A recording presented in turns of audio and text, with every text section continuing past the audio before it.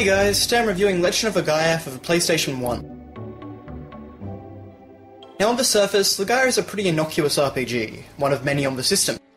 However, if you actually try it out, you'll find that it has a lot of unique ideas, both in terms of story and gameplay, that really make it stand out from the crowd.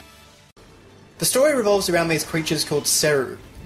Essentially, these creatures form a sort of symbiotic relationship with the humans that wear them, and can greatly enhance a person's abilities.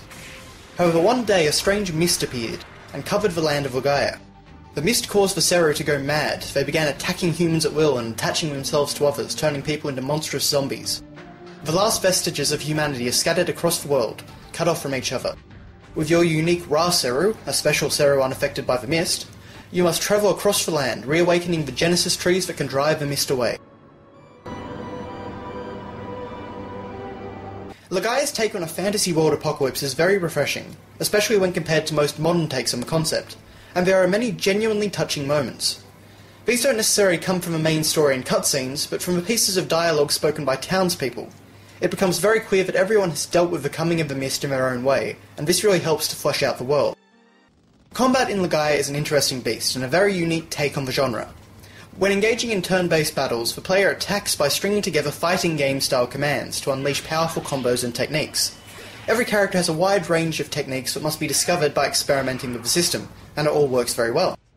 The player can also use magic, but here magic is more like summoning in a Final Fantasy game, as the player calls upon a Seru to carry out the command. The method of obtaining magic is also unusual, as you have to defeat the type of Seru whose magic you want to learn in a random battle. This system is fine at the beginning of the game, but sometimes you can grind for hours and not learn a particular magic spell. Another interesting combat command is Spirit. If you use this, you'll take a turn to power up. Not only will it restore your AP, which you need to unleash combos, but also hugely boost your defense for one turn, and increase your attack bar so that you can unleash even more ridiculous combos.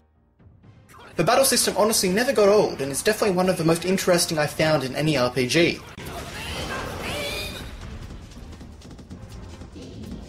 Our three main characters aren't the greatest ever created, but they are definitely a well-balanced, fun group to go on your world-saving adventure with. And all of them have great backstories which eventually tie into the main plot. I think my biggest problem was with the player character, who was the silent protagonist. In the first act of the game, this was fine, as characters were always addressing you, and there were even plenty of dialogue choices which allowed you to define the character as your own a bit more. Once you reach the second act of the game, however, your character takes a back seat to your two party members. They rarely ask you anything or even talk to you. The loss of this dynamic was really my biggest complaint with the story, and it didn't take long before conversations became very predictable. Speaking of the second act, this is really the low point of the game in my opinion. You suddenly need to do a lot more grinding as almost every boss ramps up the difficulty, and the pacing of the game really falls apart. Additionally, I found some of the story elements here to be less interesting than those in the first and third acts. It just wasn't as enjoyable as the other two parts. Presentation-wise, Legend of Legaia is a mixed bag.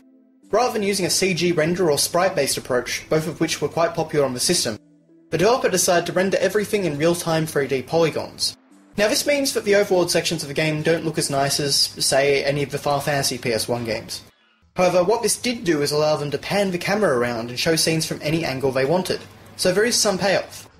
The battle graphics are definitely a huge step up and look great for the PS1. Every piece of armour and weapon you find has a unique model, and they will change depending on what you have equipped. Additionally, there's a pretty decent variety of monsters to encounter over the 30-hour plus adventure. Musically, I'd say the soundtrack is generally pretty low-key, and feels very different from that of contemporary RPGs. And honestly, I really like it. There are a lot of subtle and very beautiful pieces, and the music really adds to the feel of the game.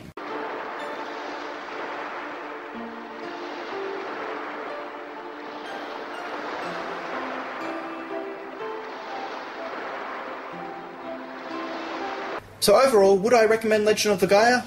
Well, it depends who you are. If you're a fan of RPGs who can survive a game that gets a bit too grind-happy as time goes on, then you'll probably find a lot to love about Legaia. If you're not sure, then I'd say at least give it a try. The first act is very well crafted, and you may get into the game. Of course, if you haven't played many RPGs before, I'd suggest starting with something else to ease you into the genre a bit more. Legend of Legaia gets a 7.5 out of 10.